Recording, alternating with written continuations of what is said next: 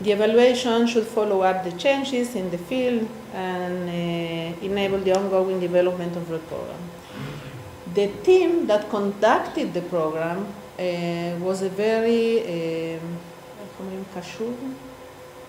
sensitive, not just sensitive, attentive. They were very attentive to the recommendations, and they took them very seriously. And there was a real program, very, very deep program, an interesting program, intensive program for the teachers along the year. And this year we have had changes. This year, when we enter the classes, I don't say there is a revolution, but there is an evolution. And we can see the beginning of changes that are taking place as a result of the new training for the teachers, where they have to do things very different from what they are used to do within school. They are used to teach in school in a very conservative way.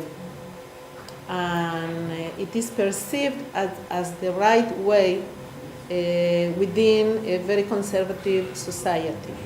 But when we take those children outside and we want to put them forward so that they will be able to succeed at university, we must do with them another things.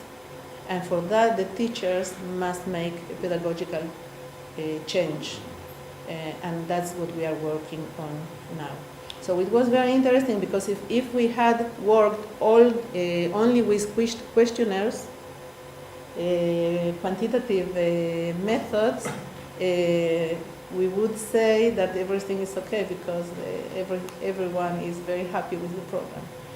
But it wouldn't enable the program to grow up and to develop and to really try to get the goals that it is being supported for. Was it clear? Yeah. So that was my illustration. If there are any questions, I will be happy to answer. Yeah. So we have here also government, academia, whatever you want. Yes? I wanted to ask you, the 50% Bedouin that you were taking, they are the most socially excluded in Israel. The most socially Excluded. together with the Haredim, the Ethiopian. There are lots to choose from. There are some minorities that are excluded, let's say, that they are not part of the mainstream. Okay. So how they were chosen there in the college? They just came there, or how? No, it is a problem. The choice. The choice is made by the school. The school decides. Yeah, the school and the director of the school, the head of the school, and the teachers, and they recommend which pupils will enter the program. That's their basic. Why only Bedouins? Sorry. Ooh. Tell more about the Bedouins. They are big. Not only in the south. You should see the desert, how it looks like. You see, in the south, we have by now 25% of the population are Bedouins. It's not a small population. In the south, it's a big population, and they are very marginalized. Some parts of their marginalization are because of them, because they are a very closed society, very conservative society. They don't allow their women to go around or to travel alone or to go even from one village to the other. I visit all the villages. I have no problem because I'm Jew. But a Bedouin woman can't visit another Bedouin village. She can enter and visit her village, or she can come to a Jewish city to go for health services or some shopping, and not alone. Unless she's Okay? It's a very, very conservative society. So some problems are within the society. And some problems are in Israel, because Israel, Bedouin society, Arab society, Muslim society, it is a conflict. So it is from the two sides, okay? It's problematic. But somebody in the government has understood that we can't ignore 25% of the population of the South, and something very serious must be done.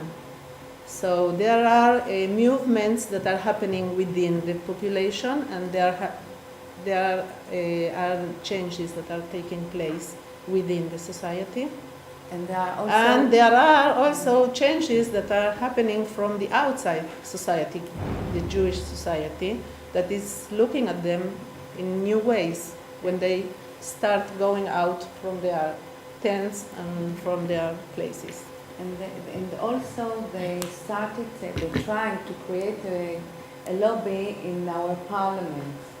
So they had parliament members, one or two from the Bedouins. So they started to try to create a lobby. And lobby means fund, means money, programs. There are Bedouins also in the north. They are a little Yes. different population, but they are different and similar.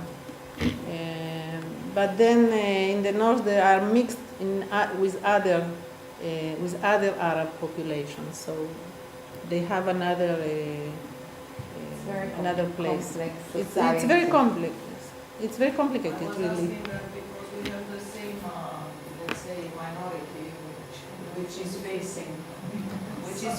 Because of that, I was very interested. Yeah, they are a society in transition. The Gypsy community, Yeah. which is Roma now called, which we face the same, let's say, cultural or educational matters. No, but how many years did it take us as a state to create these 5 women? That's the question. Long Yes. time. What is the percentage of the Roma community in Romania? Do we know? Do you know? Most of them are not registered, so They do not declare themselves as minority Roma. Okay. Officially, they are around 5,000. For what? But People say I they are around from 2 to 3 million. from 2 to 3 million? Yes. How But many? this is not an official figure. So they do not Officially, they register are as a minority, no? 500,000. Most all of them are registered as. The problem is that within the Bedouin population we have opposite processes, because as well as some of the families are allowing their doctors and their women to go out and to study and to work, at least in the neighborhood, but they are allowing them. We have the problem of polygamy. They marry up to 4 women. And we have also academics and heads of schools that are married to 3 women, okay, living in the same house. First floor, second floor, third floor, okay, and he sleeps once here. But it makes a lot of children. So that, But Yeah, I Ken. have to say something about, we have a university in Beersheba, Ben-Gurion University of the Negev, and when I studied there for my PhD, there are lots of students, also female students at the university. So this is another aspect, but they probably belong to this group, families that allow, but they are the really marginal group in this society. So there is a lot of work to be done. Also, I have to say something else, that Israel, we have very definite borders, because of security or whatever situation we are in. So what happened, the Bedouins were used to wander around, no borders, nothing. But because of the geopolitical situation, they are stuck, yes, inside. So part of them became, permanent settlers. It's a big Half of them are living Yes, but in if you go to their schools and you see So in a way, this north-south Ministry of Development of the north and the south of the country did a wonderful job, because usually they were deprived of budgets, ministerial budgets. So now it's a change. I feel I'm the optimistic one, that we are in an era of change, right? I am Yes, optimistic, but you because have of to be this optimistic with office, the ministry. perception of 20, 30, And the 40 minister is years. very good. Yeah. Yeah. In order to compare the situation of Romania and Israel, I have two questions. How many people, Bedouins, I speak about Bedouins, don't know to read? They are Don't want to? Analphabet. Analphabet? Illiterate. Not much. I'll tell you why I They put this live in one. schools everywhere. They go schools everywhere. Okay, It that- doesn't mind if they live in tents or Okay, in okay. the middle of the nothing. Okay. They have a school there from the Ministry of Education, and there are teachers. Okay. The second question is related to how many Bedouins are in the faculty. Excuse me? How many Bedouins are in the faculties? The percentages. It's Students.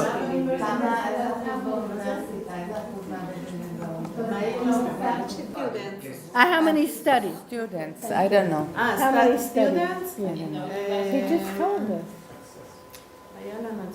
Yeah, he just told us. we had it 1%, 2%. 2%. It's marginal. we have the same problem with in Romania, but people in the countryside we have only 1% of the faculties. Maybe Sorry. it's, we can find some common patterns related not to the minorities, related with the disadvantaged persons. No, Yeah. this is really a problem, and I Yes. can say that when we checked what was going on in the program, we found that the very high scores of satisfaction is due about other things to a very, very low aspiration. Okay? Yeah. You Yeah. So it's the same. if they don't aspire to really be professionals, and they are not looking for that, and they do not believe that they can even. We have the Okay. same problem in rural areas in Romania. This is why I put the question. In order to find common problems, Yes, it's an Ma- policies, yeah, because it's I the will patterns. talk about Yeah. it a little bit. From Okay. my perspective, I will talk about it a little Okay. bit, how Okay. we create it. Okay. Okay. It works in some places, in some families, it doesn't work in others, and it's a very, very long process because it is a population transition. I think that our role in the process is very significant because we really want the very first goals of the program to be concretized, Realized. to be realized, okay? So not just to say that we want them to be mainstream, but really to see them there, okay? So I hope that we will contribute to that, okay? So, Someone? Smith? Okay. I will- You use your clicker. את רוצה שאני אוציא את זה? אני יכולה. How long do I have? Where is Monica? Monica, how long do I have left? You have Yes? half an hour. Good. Okay. Hi everyone, I'm Ruth Lustig. I work as the manager, the head of the evaluation department in the Branko Weiss Institute. We belong to the third sector, and I'll tell you a little bit more about it. Some of you have as the folders. So in the folders, I put some leaflets about our institute activities. Okay. No.